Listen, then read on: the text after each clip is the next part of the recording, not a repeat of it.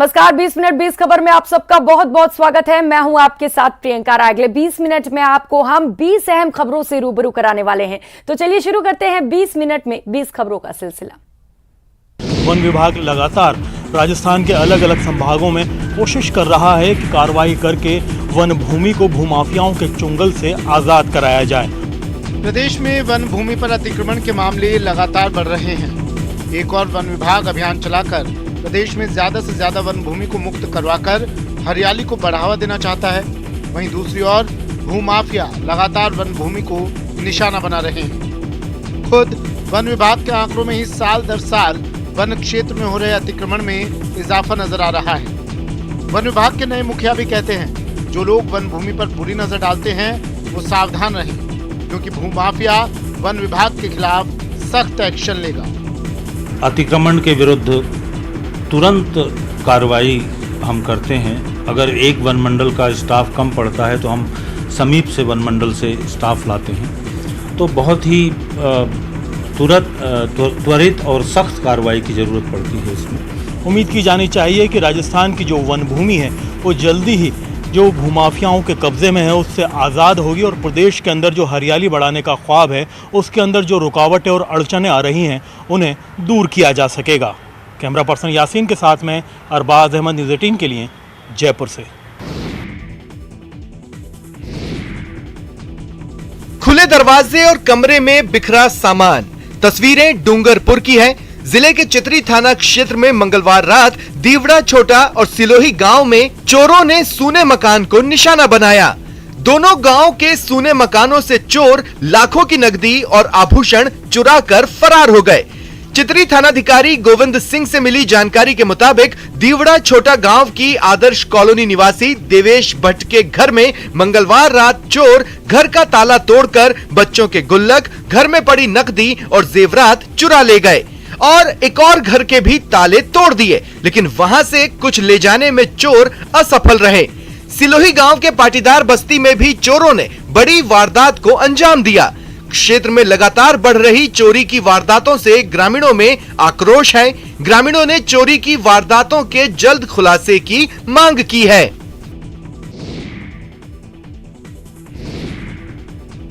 Jaipur police ने अपराधियों के आगे सरेंडर कर दिया है। ये हम नहीं कह रहे, तस्वीरें इस बात की गवाही दे रही हैं। मिली जानकारी के मुताबिक जयपुर ग्रामीण जिले के पावटा कस्बे में सब्जी मंडी के पास 4 हथियारबंद बदमाशों ने बुधवार तड़के 3 बजे एक घर में लूटपाट की।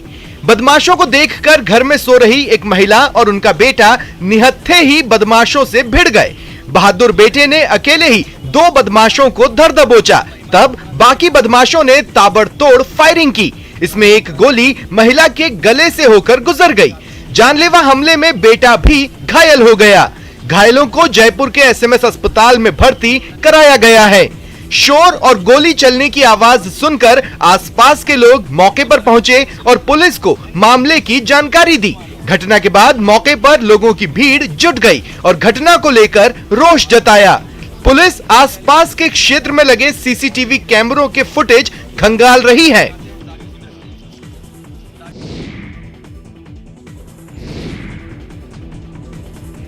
जयपुर इंटरनेशनल एयरपोर्ट की तमाम आधुनिक सुविधाएं और जगमगाहट भी यात्रियों को लुभा नहीं पा रही।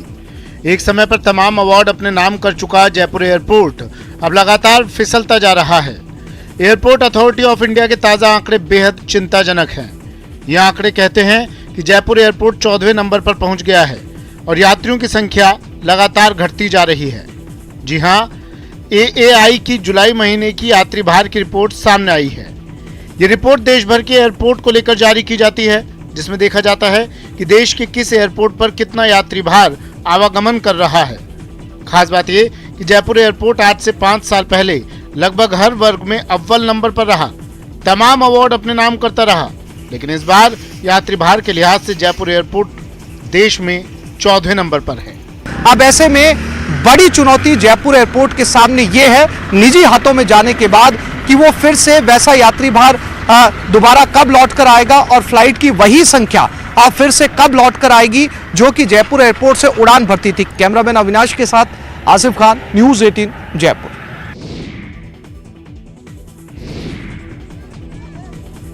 सीकर के खंडेला में राजीव गांधी ग्रामीण ओलंपिक खेल में बड़ी लापरवाही सामने आई है।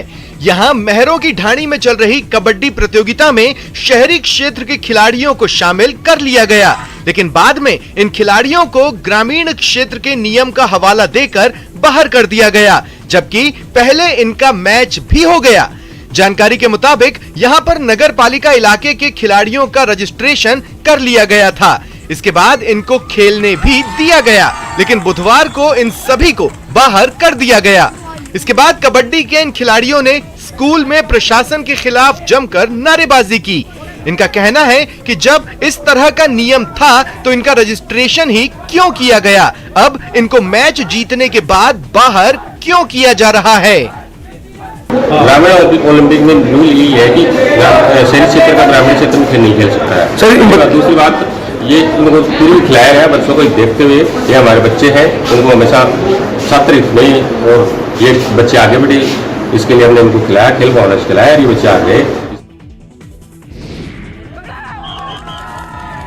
प्रदेश में ग्रामीण ओलंपिक का जोर है। इन दिनों गांव-गांव में अनूठी तस्वीरें देखने को मिल रही है।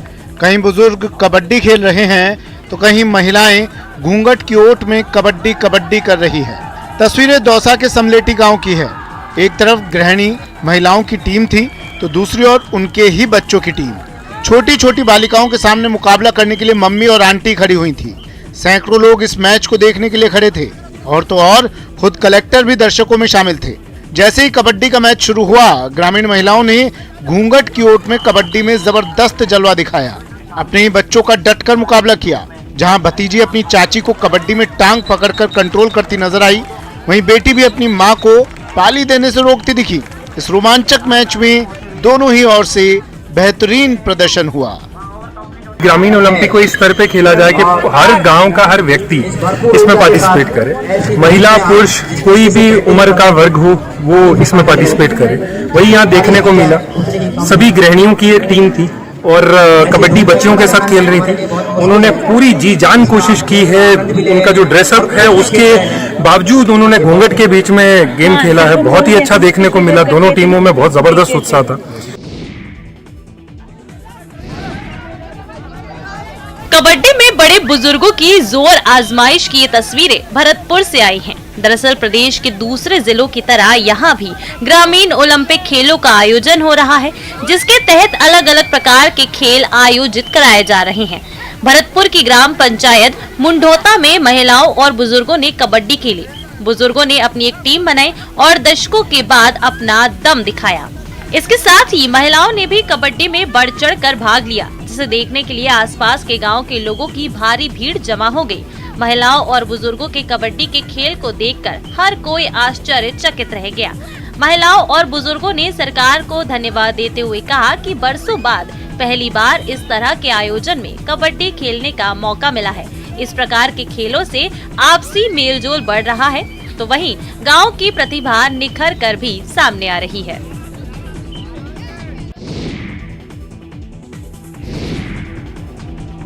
करौली शहर की जन समस्याओं को लेकर करौली नगर परिषद के पार्षदों का धरना बुधवार को तीसरे दिन भी जारी रहा। इस दौरान पार्षदों ने सद्बुद्धि यज्ञ कर भगवान से नगर परिषद को बुद्धि देने की प्रार्थना की। पार्षदों का कहना है कि जब तक जन समस्याओं का समाधान नहीं होगा, वे धरने से नहीं उठेंगे। आपको बताते चलें कि शहर में सफाई व्यवस्था के बिगड़े हाल, सार्वजनिक रोशनी, आवारा जानवरों, बंदरों की समस्या, साधारण सभा की बैठक नियमित नहीं होने और अव्यवस्थाओं का आरोप लगाते हुए पार्षदों ने सोमवार से कलेक्ट्रेट के सामने धरना शुरू किया है।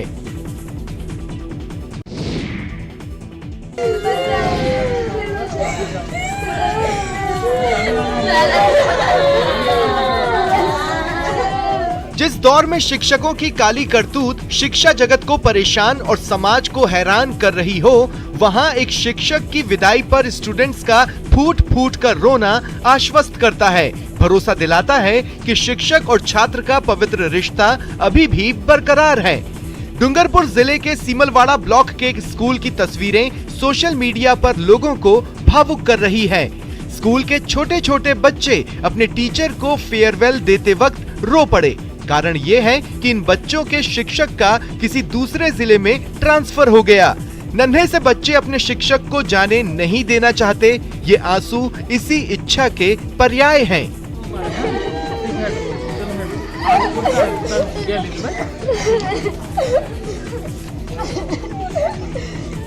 दरअसल सीमलवाड़ा ब्लॉक के राजकीय प्राथमिक स्कूल डूका के हेडमास्टर कालूराम डामोर का तबादला दूसरे गांव में हो गया है। तबादला होने के बाद जब हेडमास्टर कालूराम डामोर स्कूल से रिलीव होकर जाने लगे तो विद्यार्थी भावुक हो गए। कालूराम डामोर पिछले 1 साल से स्कूल के हेडमास्टर थे और बच्चों को हिंदी पढ़ाया करते थे। बच्चे अपने शिक्षक को जाने नहीं देना चाहते थे। बच्चों ने अपने हेडमास्टर से कहा कि गुरुजी हमें छोड़कर मत जाओ।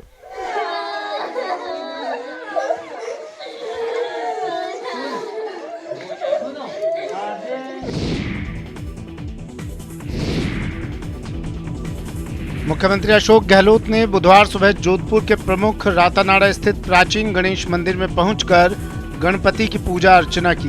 पूजन के बाद उन्होंने मंदिर में अनंत चतुर्दशी तक आयोज्य गणेश महोत्सव के बारे में जानकारी ली। मंदिर के पुजारियों ने मुख्यमंत्री का स्वागत किया। मुख्यमंत्री ने पत्रकारों से अनौपचारिक बातचीत में कहा कि गरीब को गणेश मानकर उनकी सेवा का संकल्प ही गणेश पूजन का मुख्य उद्देश्य है। मुख्यमंत्री अशोक गहलोत ने कहा कि लोकमान्य तिलक ने ही देश की आजादी की लड़ाई में लोगों को लामबंद करने के लिए गणेशोत्सव का श्री गणेश किया, जो आज तक जारी है। 1894 से पहले लोग अपने अपने घरों में गणपति उत्सव मनाते थे, लेकिन 1894 के बाद इसे सामूहिक तौर पर मनाने लगे। कोई भी शुभ काम हो तो सबसे पहले गणेश जी पूजे जाते हैं। सीएम ने प्रदेशवासियों को गणेश चतुर्थी की शुभकामनाएं दी।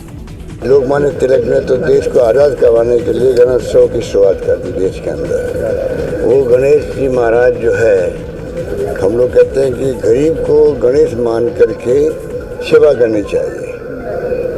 ये भाव है गणेश जी के साथ में। युगों युगों तक गणेश भगवान को तो पूजते हैं।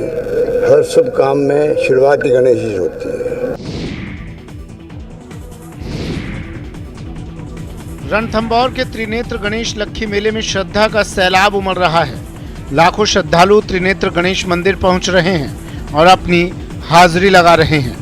आप देख सकते हैं इस वक्त हम खड़े हुए हैं गणेश धाम पर, जहां पर श्रद्धालुओं की मान मनुहार के लिए उनको निःशुल्क रूप से भोजन करवाया जा रहा है। दर्जनों की तादाद में भंडारे लगाए गए हैं। साथ ही जो श्रद्धालु हैं उनके आने का सिलसिला लगातार जारी है। आपको बताते चलें कि इसे रणत भंवर मंदिर भी कहा जाता है।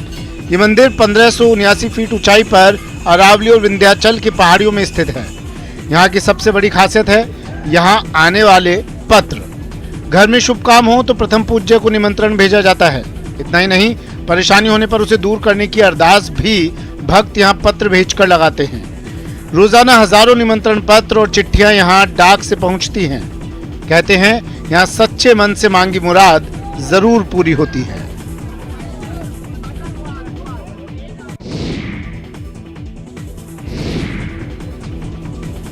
देश भर में गणेशोत्सव की धूम है। इस पावन मौके पर आप द्विमुखी बप्पा के दर्शन से भला कैसे वंचित रह सकते हैं। एमपी के मंदसौर में भगवान गणेश का एक अनूठा मंदिर है, जिसके गर्भगृह में पत्थर से बनी दुनिया की एकमात्र ऐसी प्रतिमा मौजूद है, जिसके आगे और पीछे वाले दोनों भागों पर भगवान गणेश के अलग अलग रूप उकेरे हुए हैं। यही वजह है कि सैकड़ों सालों पुरानी इस प्रतिमा को मंदिर के गर्भगृह के बीचों बीच स्थापित किया गया, ताकि श्रद्धालु भगवान के दोनों रूपों का एक साथ दर्शन कर सके। हजारों साल पुराने ऐतिहासिक शहर मंदसौर के गणपति चौक स्थित चिंताहरण द्विमुखी गणपति मंदिर में स्थापित इस अद्भुत प्रतिमा की ऊंचाई 8 फीट है। गर्भगृह में ये प्रतिमा उत्तर दक्षिण दिशा के अनुरूप स्थापित है। खड़े गणेश के रूप में इस प्रतिमा के उत्तरी भाग पर पंचसुंडी गणेश का रूप है और दक्षिण भाग पर पगड़ी वाले सेठ गणेश की आकृति वाला रूप बना हुआ है। उत्तरी भाग पर बने गणेश पंचसुंडी है। धार्मिक मान्यता के मुताबिक भगवान के स्वरूप का दर्शन करने से तमाम चिंताएं दूर हो जाती हैं। लिहाजा मंदिर की पहड़ी पर चढ़ने के सबसे पहले श्रद्धालुओं को भगवान के इसी रूप के दर्शन होते हैं। लोग 12 महीने भगवान के स्वरूप के रोजाना दर्शन कर सकें, इसलिए मंदिर में प्रतिमा को इस तरीके से स्थापित किया गया है कि हर दर्शनार्थी को भगवान गणेश के दर्शन से पहले चिंताहरण रूपी मुख के दर्शन हो सके। छत्तीसगढ़ के ऐतिहासिक धरोहरों में दंतेवाड़ा जिले का बारसूर इलाका भी शुमार है। ये विख्यात है गणपति की जुड़वा मूर्ति के लिए। इस वजह से बारसूर नगरी प्राचीन काल से धर्म और आस्था का केंद्र बनी हुई है।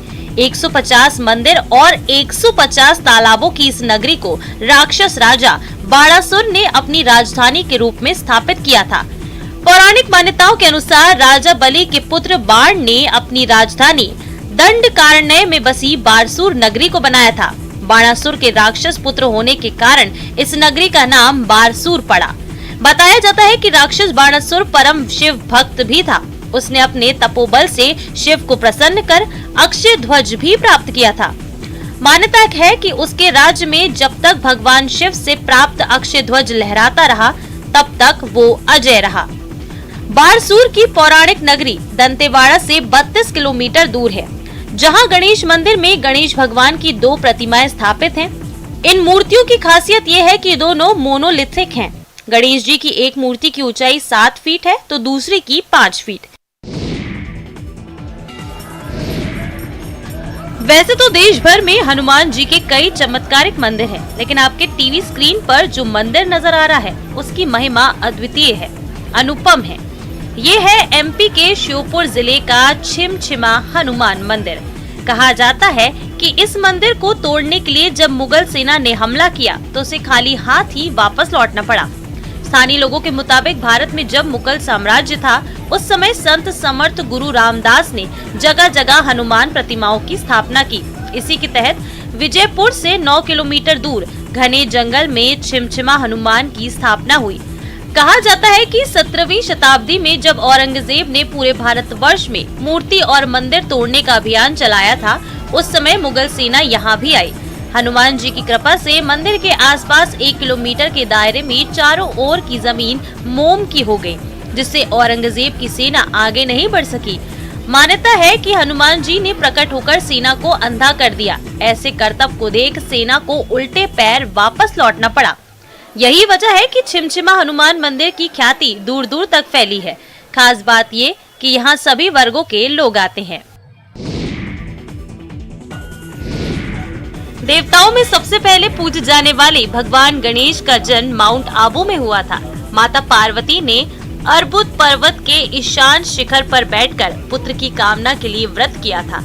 एक पौराणिक मान्यता के मुताबिक गौरी शिखर पर्वत पर भगवान गणेश का जन्म हुआ था। गौरी शिखर यानी अर्बुद पर्वत और भगवान गणेश के जन्म स्थान पर बना मंदिर और उनकी निशानियां आज भी मौजूद है। यही वजह है कि माउंट आबू का कण कण गणेश भक्तों को उनकी सत्ता का एहसास कराता है। क्योंकि ये 33 करोड़ देवताओं का भूमि है और प्रथम पूज्य श्री गणेश जी है और गणेश जी की जो जन्मस्थली है ये माउंट आबू ही है और इसी स्थल पर उनका जन्म हुआ था। और ये जो यहाँ पर मूर्ति है ये गोबर की है, बनाई हुई है। आबूराज तपोभूमि है। सब जगह तीर्थ भूमि होती है मगर ये तप भूमि है। यहाँ पे कई साधु महात्मा सन्यासी देवी देवताओं ने तप किया हुआ है। 33 करोड़ देवी देवताओं का कोटि देवी देवताओं का यहाँ पे वरदान प्राप्त है और ये श्री गजानन प्रथम पूज्य भगवान यहाँ पे विराजे हुए हैं। हर साल गणेश चतुर्थी पर भगवान गणपति को घरों और कार्यालयों में विराजमान करने की परंपरा रही है, लेकिन पिछले कुछ सालों से मिट्टी के गणेश प्रतिमाओं के प्रति लोगों का बड़ा रुझान देखने को मिल रहा है। 2 साल कोरोना के चलते मूर्तिकार टूट चुके थे और उनका धंधा भी चौपट हो गया था, क्योंकि 2 साल महोत्सव के नाम पर सिर्फ रस्म अदायगी की गई थी।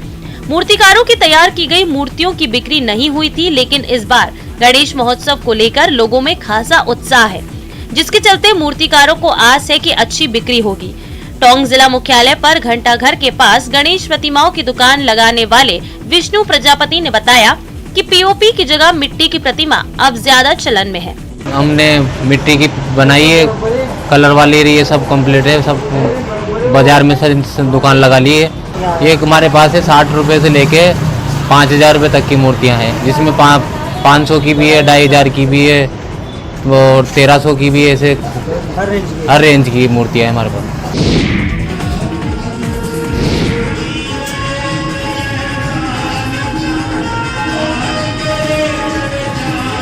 तस्वीरें झुंझुनू जिले के डूंडलोद मुकुंदगढ़ कस्बे के अष्टविनायक धाम की है।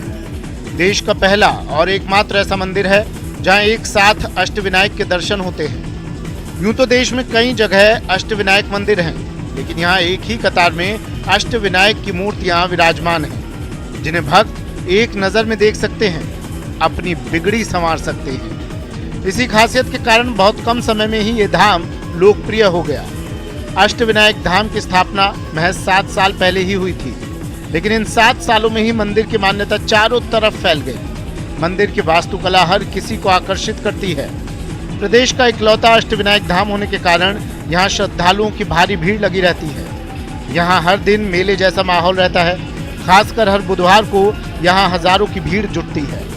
तो हमने एक ये और वहाँ पर कुछ बॉम्बे के अंदर और आसपास के एरिया में अष्टविनायक मंदिर बने हुए हैं, जिनमें 8 जगह पे थोड़ा थोड़ा डिस्टेंस पे मंदिर है गणेश जी के, मतलब एक ही कैंपस में। तो हमारे को लगा कि हम लोग क्यों ना 8 को एक साथ ही विराजमान कर दिया जाए। तो हमने वो तर्ज के ऊपर एक 8 गणेश जी को एक साथ में विराजमान करने का मन बना।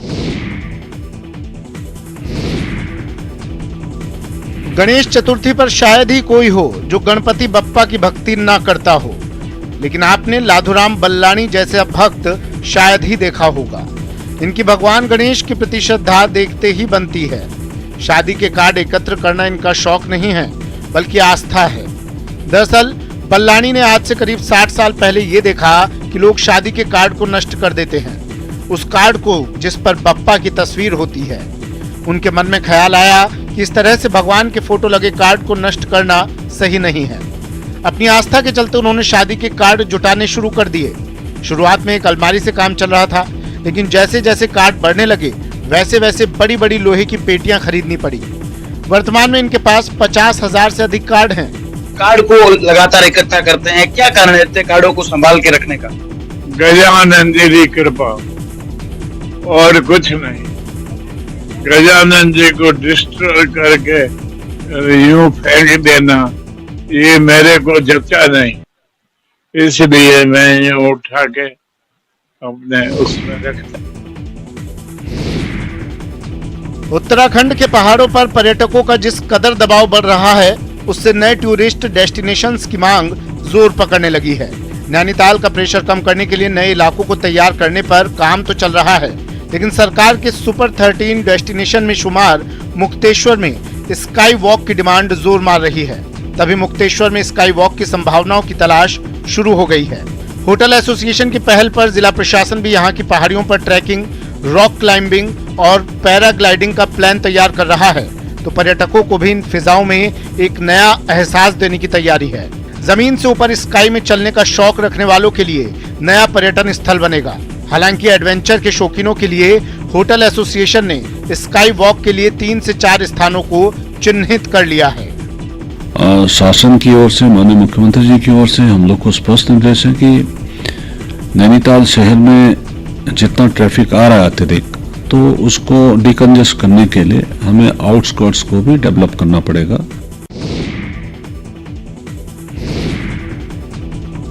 उत्तराखंड के अल्मोड़ा स्थित जीबी पंत हिमालय पर्यावरण संस्थान ने कई विश्वविद्यालयों के साथ मिलकर 100 से अधिक सेब की प्रजातियों को संरक्षित किया है, लेकिन बढ़ती गर्मी के कारण ये प्रजातियां समाप्त होने की कगार पर हैं। दरअसल जीबी पंत हिमालय पर्यावरण संस्थान हिमालय क्षेत्रों में होने वाली गतिविधियों पर अध्ययन करता है। एक अध्ययन में सामने आया कि ग्लोबल वार्मिंग के कारण 100 से अधिक सेबों की प्रजातियों पर संकट है। लिहाजा संस्थान ने इन्हें अपने संस्थान के सामने ही गार्डन में संरक्षित किया, ताकि जरूरत पड़ने पर इन्हें कहीं भी लगाया जा सके। पूरे इंडिया के जो सेब का जनन द्रव्य है उसको संरक्षित करने की हम लोगों ने कोशिश करी है। तो यहाँ पे हमने देखा कि जो डिपार्टमेंट ऑफ बायोटेक्नोलॉजी है उसकी तरफ से एक परियोजना आई थी, तो उसमें हम लोगों ने कहा था कि जो जनन द्रव्य है जो भारतवर्ष के सेब का, वो धीरे धीरे कम होता जा रहा है। हिमालय राज्यों के पर्वतीय क्षेत्रों से जंगली जानवरों के आतंक के कारण तेजी से किसान खेती बागवानी छोड़कर मैदानों की तरफ पलायन कर रहे हैं, जो भविष्य के लिए चिंता की बात है। वातावरणीय जो परिवर्तन आ रहे हैं उससे भी उसके उत्पादन में कमी आ रही है, लेकिन सबसे मुख्य कारण आज की तारीख में मैं बोलता हूं, जंगली जानवरों द्वारा सेब के फलों का नुकसान करना है। 20 मिनट 20 खबर में फिलहाल इतना ही। नमस्कार।